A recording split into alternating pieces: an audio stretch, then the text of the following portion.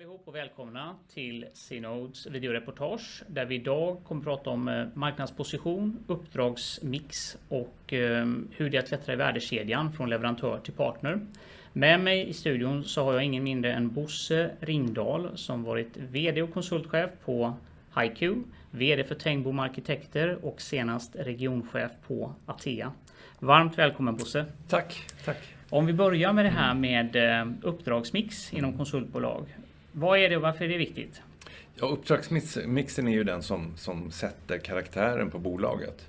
Och över tid så kommer det också bestämma bolagets position. Alltså hur det uppfattas av kunder, konkurrenter och medarbetare. Så att jag tror man ska ägna det en djup tanke. Alltså, vad är det för tjänster vi levererar, vilka uppdrag levererar vi och till vilken kvalitet och volym. För det kommer att ha en väldigt stor inverkan på bolagets varumärke. Mm.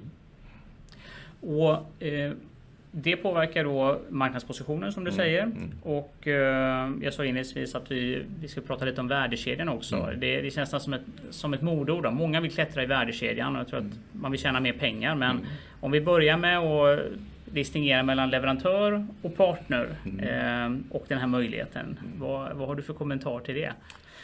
En leverantör har ju en utpräglad transaktionell relation till sin kund. Man har någonting, en tjänst, en kunskap som man levererar till kunden och tar betalt för det.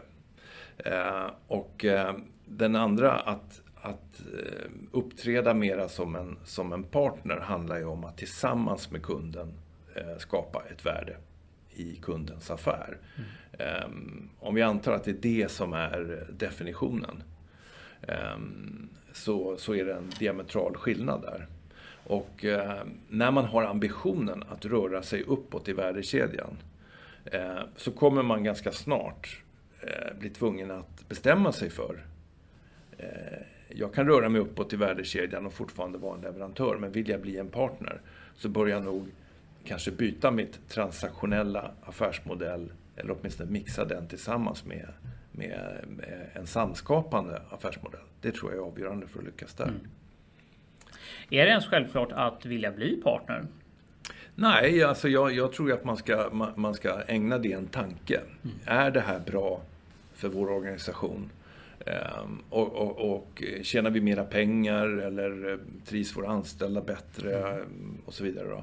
Och de klassiska liksom, 3 bevekelsegrunderna för att vilja klättra uppåt i värdekedjan, det handlar ju ofta om att leverera mera verksamhetsnära tjänster, ofta i mera betalda. Affären är ofta lönsam i sig.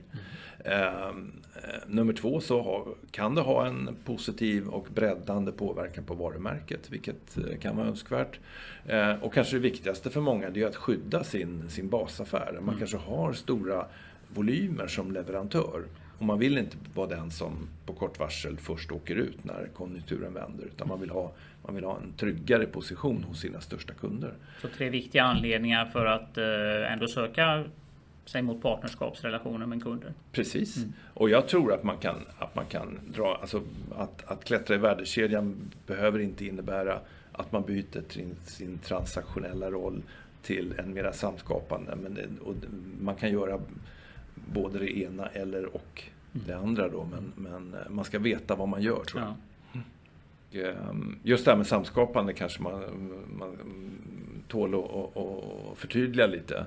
Jag tror ju att som transaktionell leverantör då levererar du någonting som är färdigpaketerat. Kunden upphandlar det och du levererar det till hög kvalitet och alla är glada och nöjda.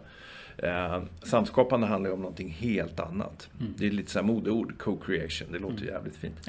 Ja, men det handlar faktiskt om att ta sina egna specialistkunskaper, erfarenheter, sätta sig ner tillsammans med kunden som har självklart bäst kunskaper om sin egen verksamhet, bättre än vad vi som leverantörer har. Sätter sig ner vid i princip ett tomt bord, har inställningen att vi vet inte vad vi vill åstadkomma, men vi har ambitionen att se om våra respektive domäner kan dra nytta av varandra. Man börjar att kunskapa, alltså berätta för varandra om sina kunskaper, om sina verksamheter, om omvärlden, sin egen uppfattning om omvärlden. Och så småningom så kommer man att få insikter av större eller mindre betydelse då. Och det här kan man göra i många varv, man kan göra det i många sekvenser. Men principen är det att man går från att vi vet inte, vi kunskapar, vi får insikter och vi kan skapa värde framförallt i kundens organisation men också i konsultbolagets organisation såklart.